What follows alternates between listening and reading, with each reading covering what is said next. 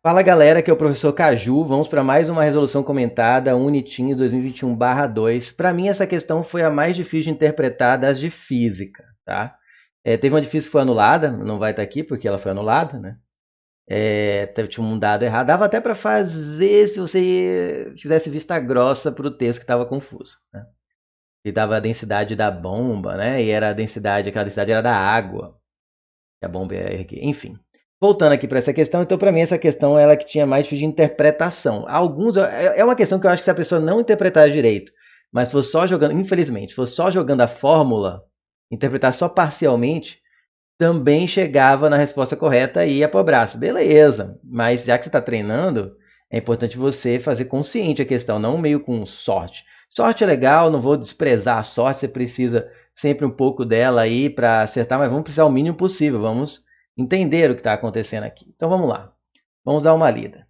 Sabendo-se que o percentual de erro permitido nos testes realizados para verificar o controle de qualidade não pode ser superior a 2%, ou seja, tem que ser no máximo 2%, 2 ou menor, não pode ser superior a 2, porque senão tá vetado aquele produto, ou o que seja aquilo, né? Ou é um teste de controle de qualidade. Então, se der mais que 2, até 2, aprovado. Mais do que 2, aquele produto, aquilo que você está testando é reprovado. Isso é importante, tá? Você vai ver para interpretar a questão direito. Para verificar o peso de materiais com densidade muito pequena, imagina que você está vendo o peso de material muito pouco denso, muito levinho, sei lá, isopor, mais leve que isopor, não sei, algo bem levinho, bem pouco denso, pelo isopor mesmo. Muito pequeno, deve ser levado em conta o empuxo do ar e o erro relativo.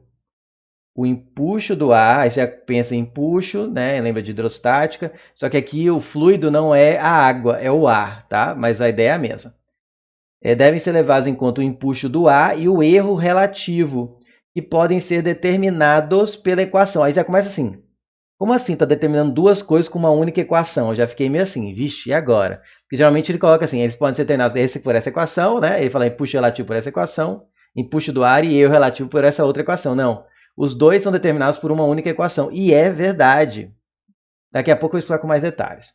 Então aqui está o E relativo, que só pode ser erro relativo, já que tem o relativo escrito, é o E de erro, não de empuxo.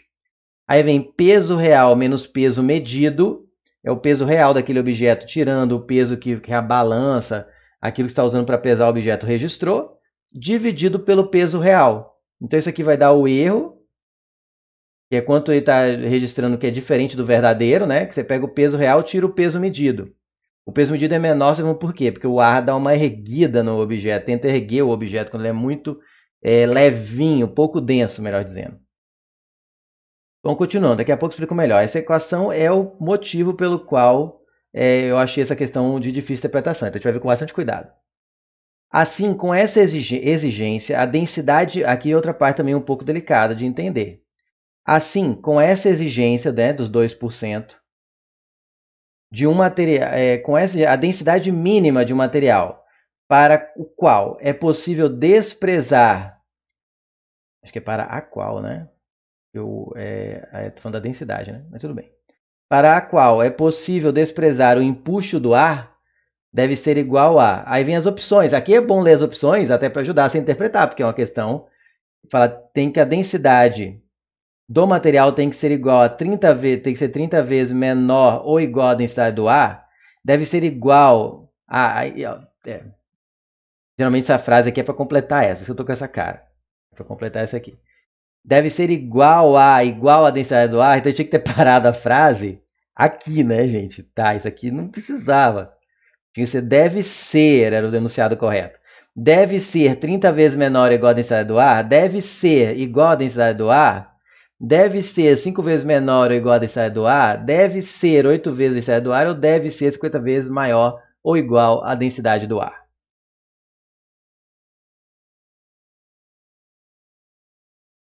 Tá.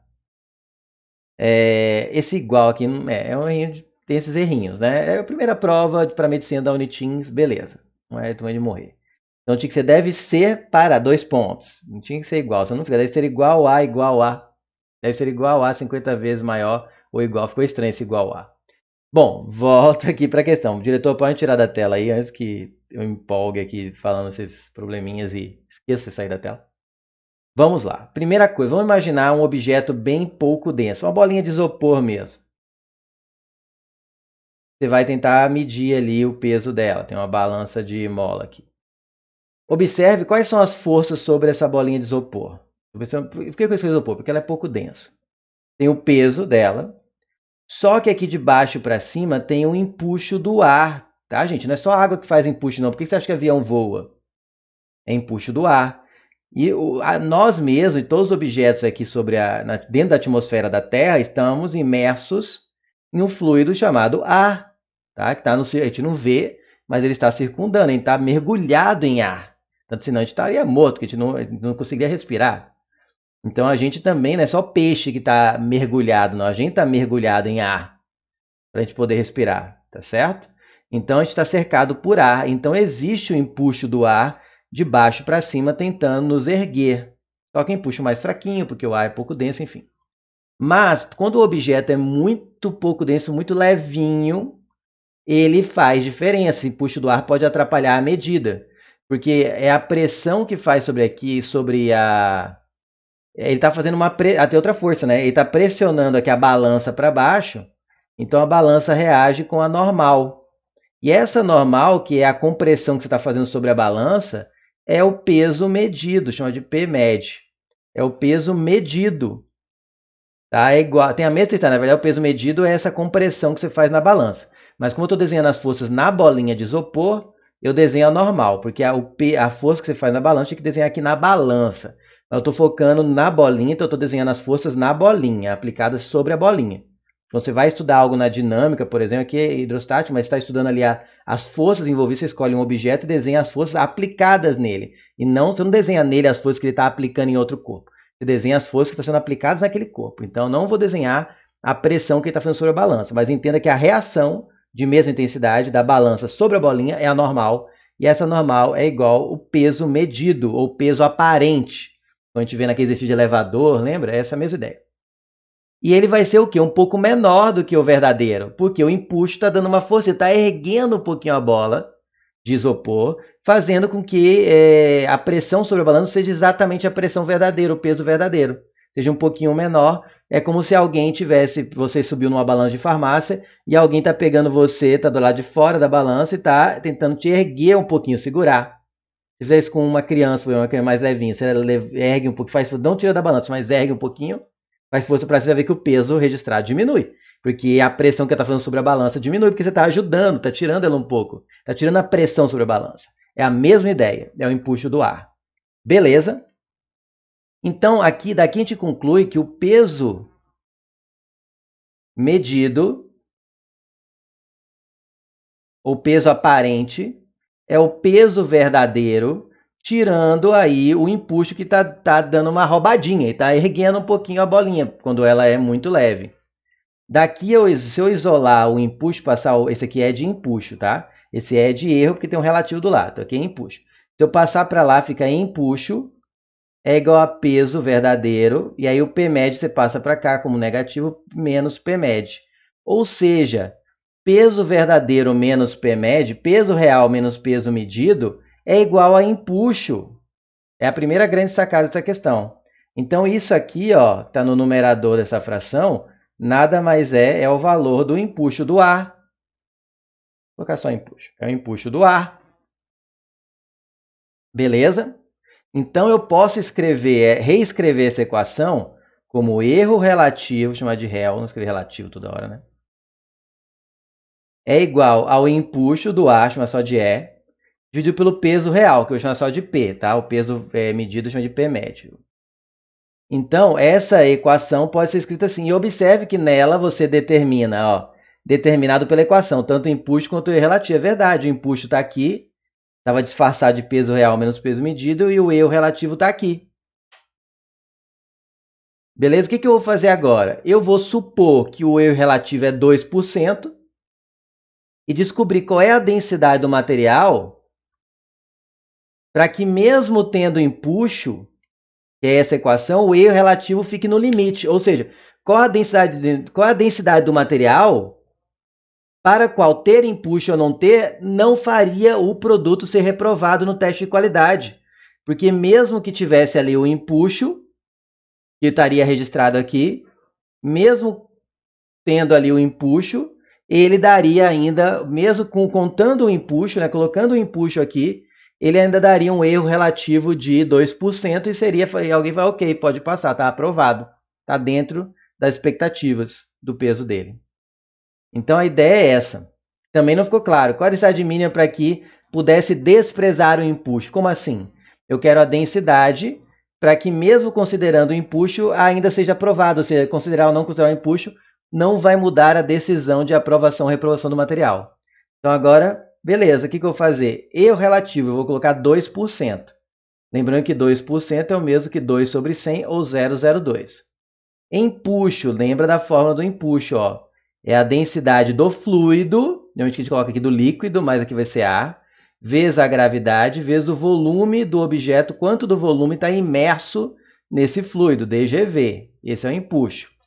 Então vai ficar aqui, ó, a densidade do fluido, que nesse caso é o ar, vezes a gravidade, vezes o volume imerso.